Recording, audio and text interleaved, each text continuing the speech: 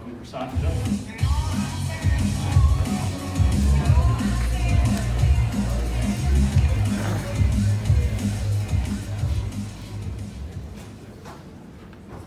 Hi, everyone. Can everyone hear me? Yes. Okay, awesome. Well, thanks everyone for joining. Glad everyone survived the dueling pianos. Looks like most people got their coffee as well. So welcome. I'm Joe Luchs. I lead the enterprise division over at Beeswax. I've been in Adtech for a while. Actually started my career on the brand side doing traditional media. So it's great that everything is converging now. Our enterprise division in Beeswax is focused specifically on working with advanced marketers who are taking ownership of their programmatic operations. So on that note, I'll let Prashant introduce himself. Hello everyone, I'm Prashant Upase. I lead Adtech Product Team at Uber. I've been with Uber for more than 3 years now. In past 3 years, my team has built different Adtech products, be it marketing, data platform, measurement, targeting, personalization, and in some capacity media buying tool, specifically around programmatic.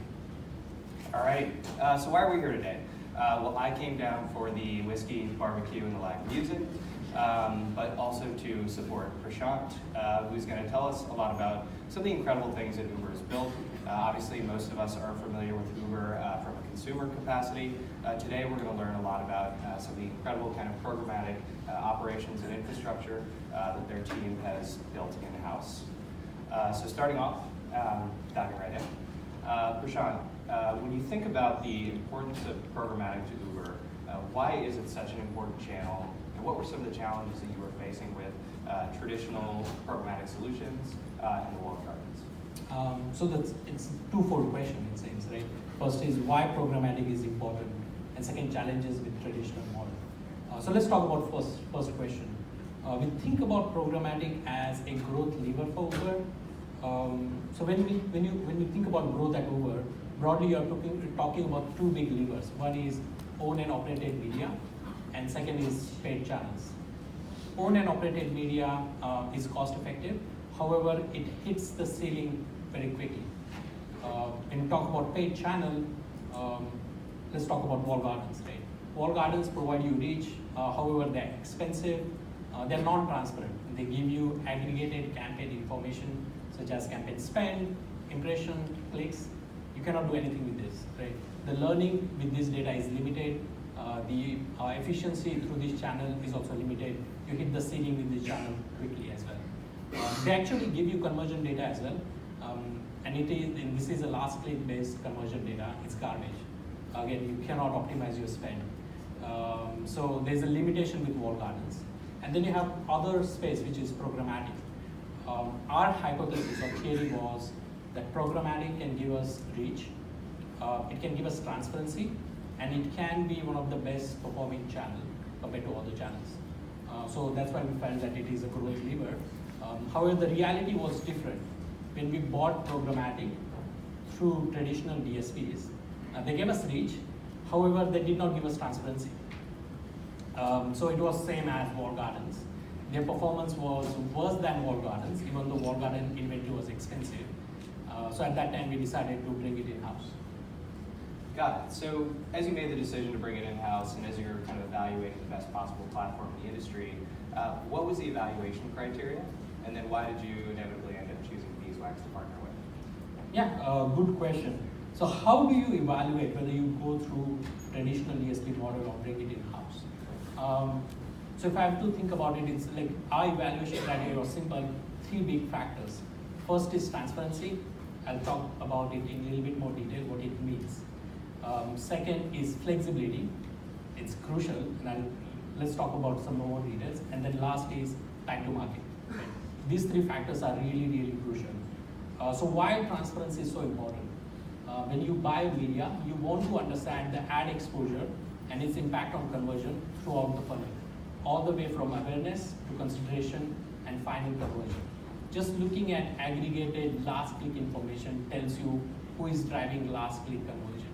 It doesn't tell you who is driving awareness and how effective those publishers are, who is driving consideration and how effective those publishers are. It doesn't give you any of that information.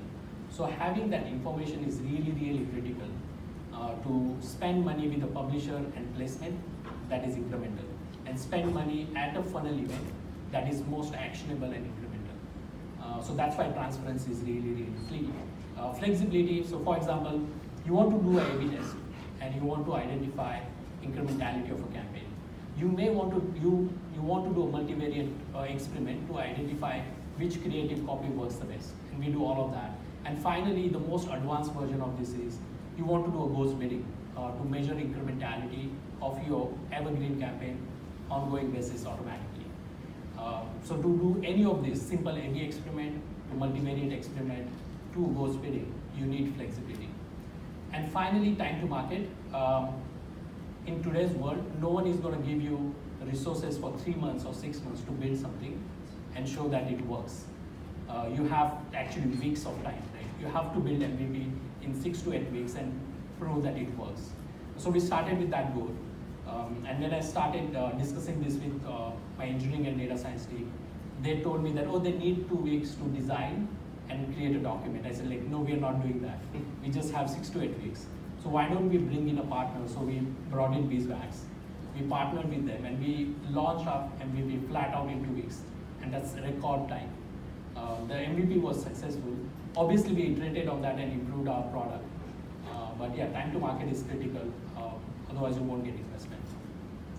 Awesome. So thinking about those kind of primary evaluation criteria and why you inevitably made your selection, now that you've been working with Beeswax for a while, and obviously you guys have also won several awards around what you've built. You won an award for Best In-House Media Operation. You won an award for overall programmatic excellence. So congratulations on those fronts. What were the actual results, though? What were the KPIs you were seeing? So as I mentioned initially, our hypothesis was programmatic can be the best channel, or the performance is going to be better than walled gardens or traditional model through which you buy the media. To our surprise, it was not just better channel, it was 10x better. And I cannot share actual dollar numbers because my legal and privacy told me it cannot. So the insight that I can only share is it was 10x better. It is phenomenal achievement within Uber. So all marketers, whether it's North American marketing team or South American marketing team, Europe, Middle East Asia, Southeast Asia, Asia Pacific, all of the region, they have signed up to bring their campaigns on in-house programmatic channel. Uber spends billions of dollars on marketing and incentive, so it's going to be long road ahead. We're not there yet, and we are gradually moving this thing in-house, but it's a phenomenal success. Yeah, 10x is pretty solid. Obviously, we're very happy about that as well. So to give people a little bit of insight into what those specific metrics that you're optimizing towards are, though, to make it very tangible, can you share a little bit more detail on what the primary kind of growth drivers and KPIs are for Uber? In Uber's context, when you talk about growth, you're talking about user acquisition. Right? Are you driving incremental signups, incremental paid first trips, and what is the customer value that you're acquiring? So acquisition. And then the second part of it is engagement. Are you driving incremental trips? Are you driving ROAS positive trips or GB? GB is gross booking. And then finally, are you driving events that changes customer LTV? To give you an example, existing rider, if you convert existing rider into eater, the LTV of that customer for Uber changes drastically. So are you driving those events that changes the customer LTV? So those are the primary KPIs. We measure our campaigns and incrementality related to that on those KPIs. And some of the strategies that we use to optimize our campaign or improve performance of our campaign is around personalization. Like, for example, we understand our customers' preferences and needs really well. So to give you an example, Uber Eats customer, we understand their preferred cuisine. So showing a marketing message related to preferred cuisine has really high impact. It unlocks value for the user to order a relevant cuisine food that they want. At the same time, it unlocks value for Uber as well. Even though it sounds simple, what we figured out is traditional DSPs and walled gardens have hard time doing it. Even a simple simple thing that do a cuisine level personalization at a scale, at a global scale. They struggle to do that. And then second strategy is around optimization. You need transparency to do supply path optimization. You want to spend more money with the publisher and placement that are incremental. You want transparency to understand high impact funnel conversion event, whether it's awareness, consolidation, and final conversion. Which event is high impact?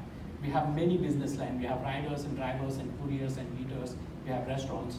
The funnel is different for all of these product lines. So you want to understand that, and you need transparency around that. Cool. So what's next for Uber's programmatic operation? So as I mentioned, we're just getting started.